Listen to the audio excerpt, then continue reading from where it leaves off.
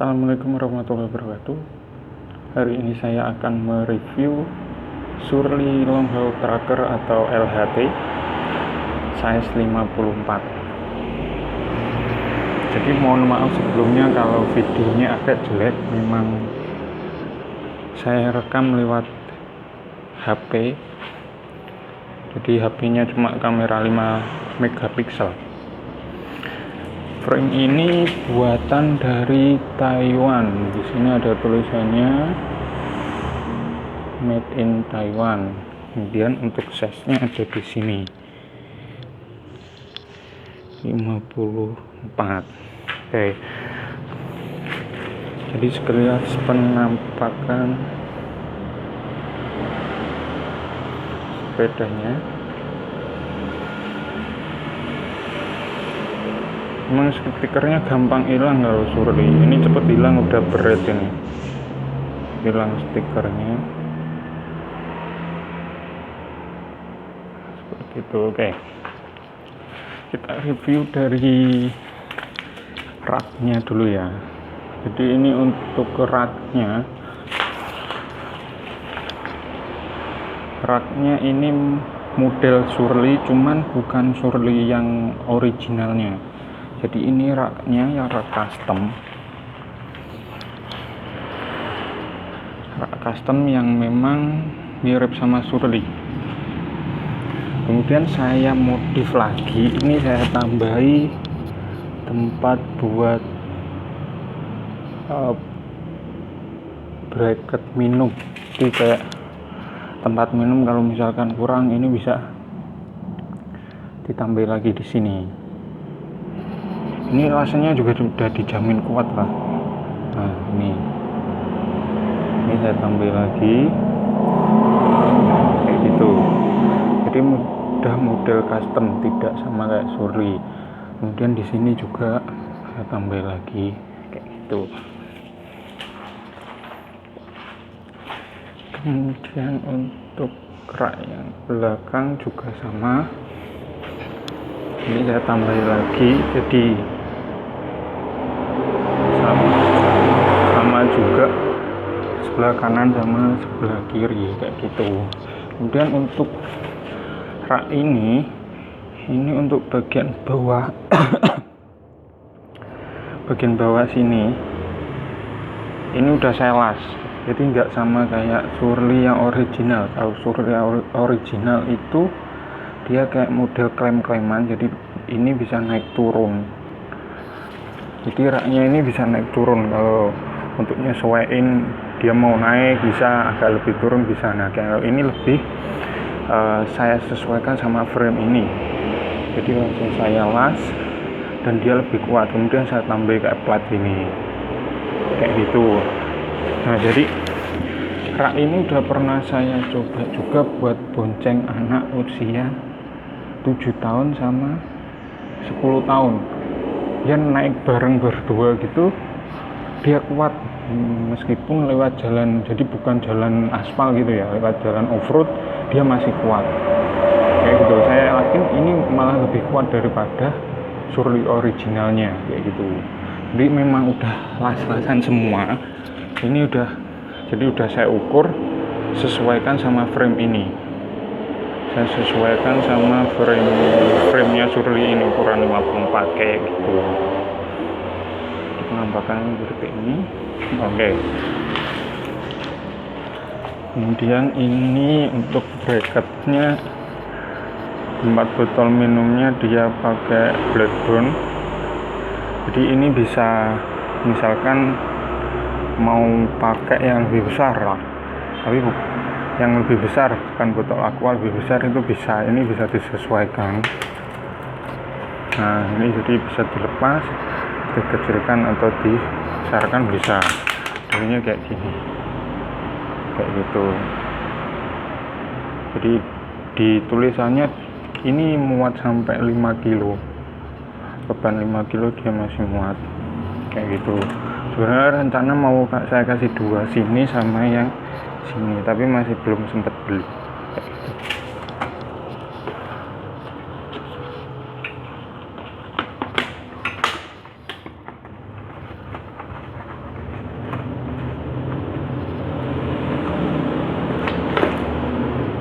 standar gini ya.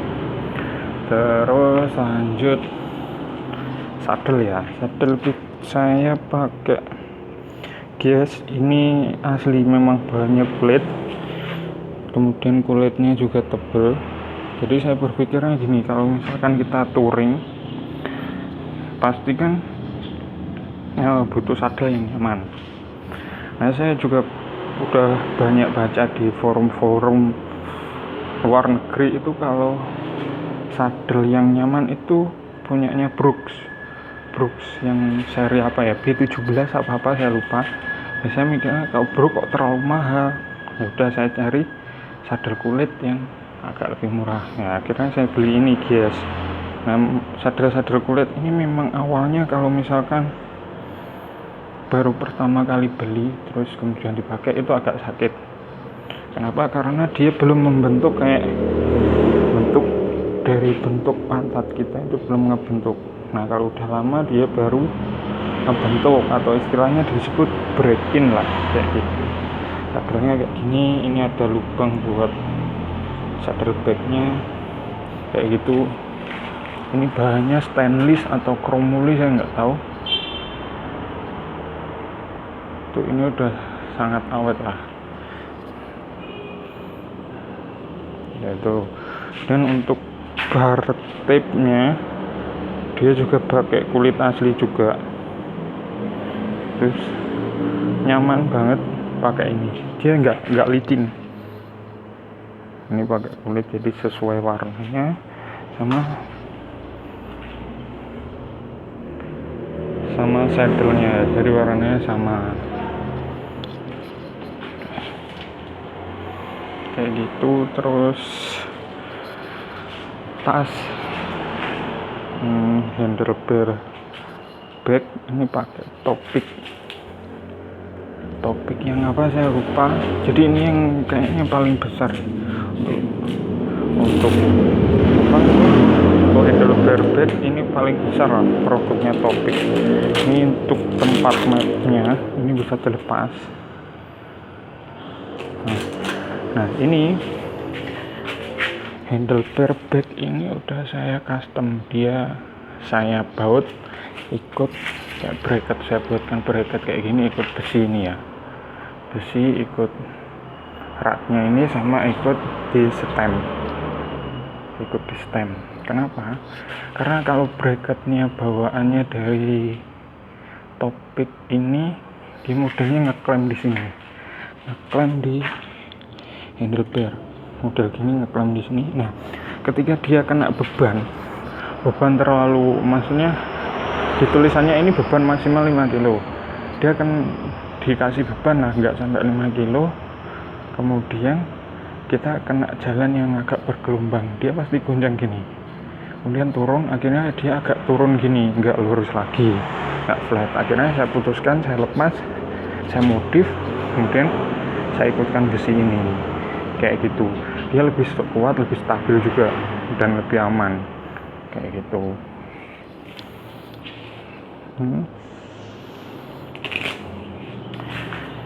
Oke, terus brake-nya ya. Jadi brake-nya saya pakai cantilever, ini punya Tektro depan belakang pastinya.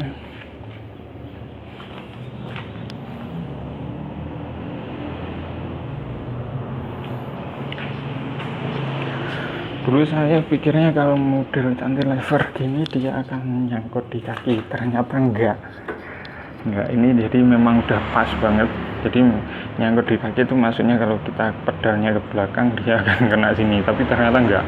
Dia lebih pas lah settingannya. Enggak tahu dari geometrinya Surly ini memang udah diukur kayak gitu.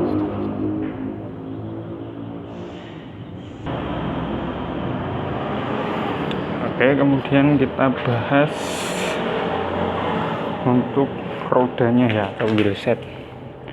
Jadi wheelset dia pakai Araya TM840F. Nah, kenapa saya pilih wheelset ini? Sebenarnya ada wheelset yang saya pengen ini, jadi rim dari Ride Andra yang 40, seri 40 itu memang khusus banget buat touring. Dia lebih lebar, jadi ini profilnya lebih lebar, kemudian bahannya ini lebih tebal, jadi dia lebih kuat. Jadi ini enggak gampang kemakan, enggak gampang habis rim brake-nya ini. Cuman di Indonesia belum ada, akhirnya saya putuskan pakai ini. Ini menurut saya bisa rim terbaik lah untuk lubang 36. Ini lubangnya 36. Jadi kenapa saya pilih ini, karena dia ada eyelet-nya. Nah, eyelet-nya ini itu bukan, ini kan rimnya itu model double wall. Jadi double wall itu ada dinding yang bagian sini, kemudian di dalam sini juga ada, jadi 2 lapisan gini. Nah, yang pertama ini kan langsung di luar sini, yang satunya di dalam menghadap ban dalam atau rim tip kayak gitu. Nah, eyelet-nya itu nyambung 2 wall-nya itu, jadi dia lebih kuat. Nah, di Ride Andra itu juga ada, tapi Ride Andra Sputnik kalau nggak salah yang ada eyelet-nya ini kayak gitu. Jadi dia lebih kuatnya gini, dia spuk atau ruji ini ketika ditarik itu ada tensinya. Nah, kalau yang nahan cuma 1 volt aja yang nahan, tentu nggak akan sekuat kalau misalkan 2 volt langsung yang nahan kayak gitu. Nah, volt ini langsung dihubungkan sama eyelet ini kayak gitu. Jadi dia nipple dari spoke ini langsung tertahannya di eyelet kayak gitu. Nah, kalau misalkan model double wall ada juga, cuma eyeletnya yang di single wallnya ada juga kayak gitu. Ada juga double wall tapi nggak pakai eyelet, jadi spoke nipple ini yang nahan cuma 1 wall gitu kayak gitu. Jadi kenapa saya pilih ini, memang kadang sebagian orang merek apa kok Araya, tapi kalau memang udah tahu paham tentang konstruksinya dia bagus kayak gitu. Saya pilih Araya. Kemudian bannya pakai ini, bannya yang memang saya beli yang agak murah. Ini pakai Swallow 26200, terlalu besar bannya. Kemudian untuk sekalian ini untuk ruji,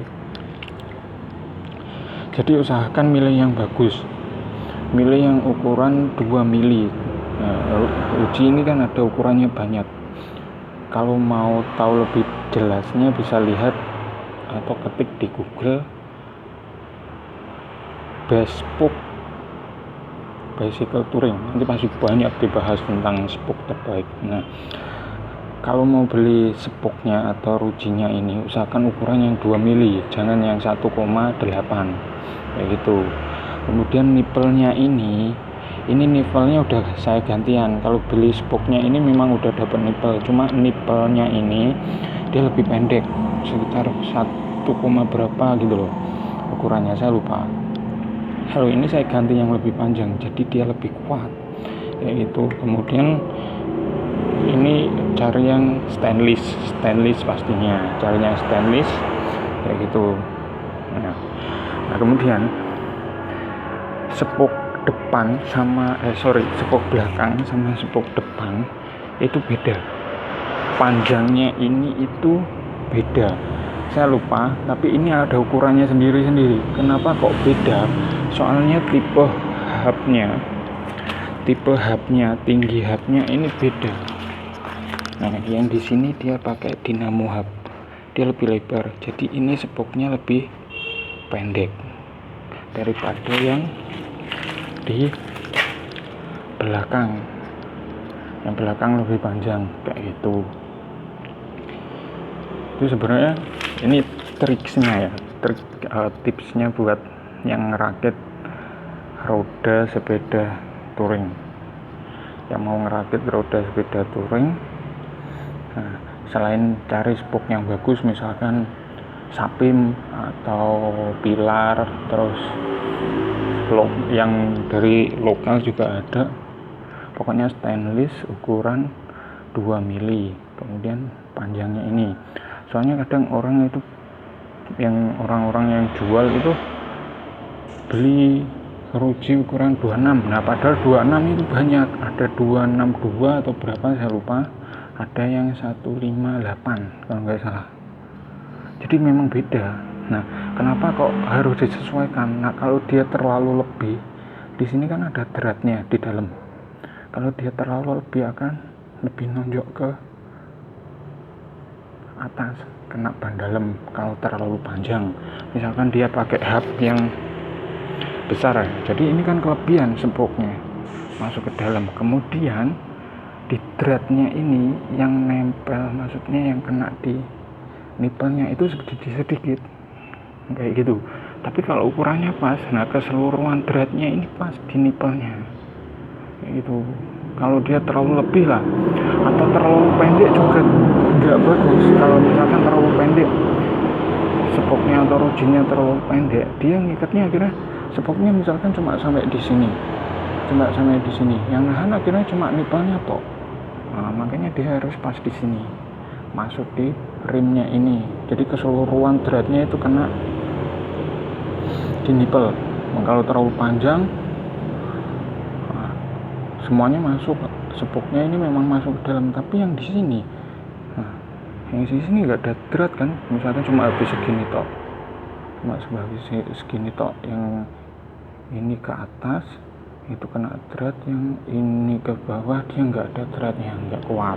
Yang paling pas ya memang harus pas. Itu kalau misalkan mau ngerakit bisa masuk di situs spoke kalkulator kalau nggak salah. Jadi masukkan ukuran rimnya atau ukuran peleknya dimasukkan, kemudian diameter dari hub, jumlah lubang, pokoknya banyak, nanti ketahuan berapa mili kebutuhan dari panjang spoke. Kalau itu mau maksudnya lebih detail untuk merakit sebuah wheelset yang bagus buat sepeda touring. Karena paling penting itu adalah roda ya. Jadi paling penting kebutuhan di sepeda touring adalah roda. Karena semua beban dari pengendara, beban dari pannier, beban dari bawaan itu yang nahan ini, yang nahan roda, kemudian free hub, kemudian ruji ini sama pelek. Itu paling penting. Karena kalau dia udah bermasalah kan nggak bisa jalan. Kalau misalkan RD lah bermasalah, dia masih bisa diakali, rantai putus masih bisa mungkin keren masalahnya mungkin di BB, kalau misalkan oblak pun masih bisa. Tapi kalau roda ini ya nggak bisa jalan kayak gitu. Oke, kita bahas grup set lanjut ya. Di bahas grup setnya ini pakai Shimano Deore M6000. Ini untuk kerannya ukuran 3828. Jadi udah holotek tuh. Kemudian RD nya seperti ini, jadi satu. Jadi kalau misalkan kena jalan bergelombang, dia rantainya ini enggak bumpy, enggak terlalu naik turun, akhirnya kena ini. Kayak gitu. Ini buat on sama off nya ada tulisannya. Kemudian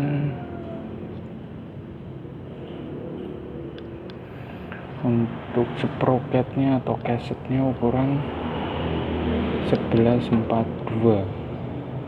Ini pakai Deore juga, Shimano Deore full, rantai juga Shimano Deore, FD Shimano Deore juga. Ini Deore yang shifter Deore juga. Ini brake-nya pakai Tektro ya, brake levernya. Itu ini penampakan dari atas. Handlebarnya pakai kupu-kupu kayak gitu. Jadi yang 10 speed 2 kali 10 speed kayak gitu. Oke. Terus untuk handlebar, kenapa saya pilih pakai kupu-kupu? Karena kalau pakai kupu-kupu itu nyaman. Dia bisa di posisi sini atau posisi di sini atau posisi di sini agar gak terlalu capek kayak gitu. Nah, di forum luar juga banyak juga. Jadi base handlebar untuk touring itu ini tipe butterfly, kemudian tipe drawbar atau tipe yang untuk sepeda balap itu loh, drawbar. Seperti itu. Soalnya posisinya kan dia bisa ganti-ganti, misalkan capek di sini dia bisa pindah di sini, bisa di atas. Nah, kenapa saya nggak sarankan misalkan pakai flat bar? Nah, kalau pakai flat bar ini posisinya cuma gini tok. Nah, padahal sepeda touring kan buat jarak jauh juga gitu, buat jarak jauh juga. Terus kalau misalkan terpaksa pakai flat bar, misalkan pakai bar end atau pakai tanduknya itu loh, jadi biar nyaman, posisi di sini bisa posisi di sini kalau misalkan capek. Oke. Kemudian ini untuk stemnya panjangnya 90 mili, kemudian 7 derajat. Jadi derajat kemiringannya 7 derajat, saya jelaskan. Kemudian di sini ada tempat buat speedometer. Jadi dia ikut stem, ikut jangkarnya ini. Nah, ini buat speedometer, jadi gampang posisinya gini, tinggal terpasang kayak gitu, gampang dilepas. Kemudian bisa juga buat handphone. Bentar.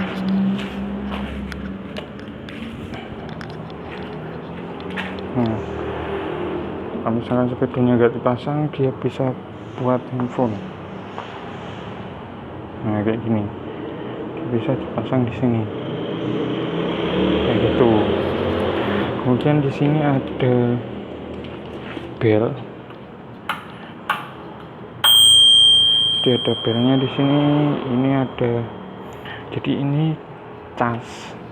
Ini cas USB. Cas USB. Nah, sumbernya dari mana? Dia sumbernya dari Dynamo Hub. Nah, ini kabelnya turun. Nah, di Dynamo Hub ini Shimano. Awalnya saya pakai Novatec. Nah, pakai Novatec Dynamo Hub. Saya ganti kenapa? Karena dia masih belum quick release. Jadi belum quick release. Jadi ini ada soketnya di sini. Kayak gitu.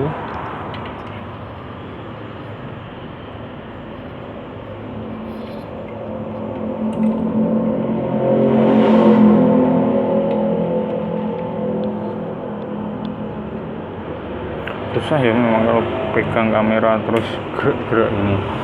Kayak itu. Jadi ini buat ngecas. Di sini ada lampu indikatornya. Jadi kalau misalkan rodanya berputar itu dia akan nyala biru sampai merah kayak gitu. Kemudian ini USB-nya buat di lampunya memang pakai lampu LED.